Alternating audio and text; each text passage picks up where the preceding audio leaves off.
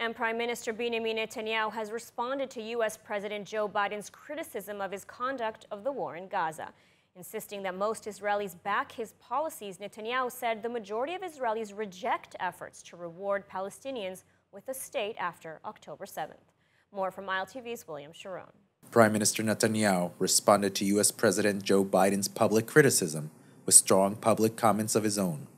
A statement from Netanyahu's office distributed the interview clip with Politico, stating in the title that Netanyahu was responding directly to Biden.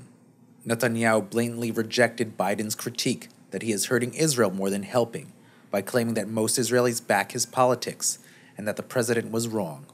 But if he meant by that I'm pursuing private policies against the majority, the wish of the majority of Israelis, and that this is hurting the interests of Israel, then he's wrong on both counts. Number one, these are not my private policies only. They're policies supported by the overwhelming majority of the Israelis. They support the action that we're taking to destroy the remaining terrorist battalions of Hamas. They say that once we destroy the Hamas, the last thing we should do is put in Gaza, in charge of Gaza, the Palestinian Authority that educates its children towards terrorism and pays for terrorism. And they also support my position that says that we should resoundingly reject the attempt to ram down our throats a Palestinian state.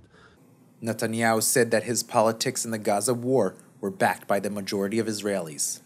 The majority of Israelis understand that if we don't do this, what we'll have is a repetition of the October 7th massacre, which is bad for Israel, bad for the Palestinians, bad for the future of peace in the Middle East. So the attempt to say that my policies are my private policies that are not supported by most Israelis is false. The vast majority are united as never before, and they understand what's good for Israel. Netanyahu's comments were a direct rebunk of the White House messaging unhappiness with Netanyahu, while still giving strong support for Israel and highlighting alleged gaps between the Israeli people and their prime minister.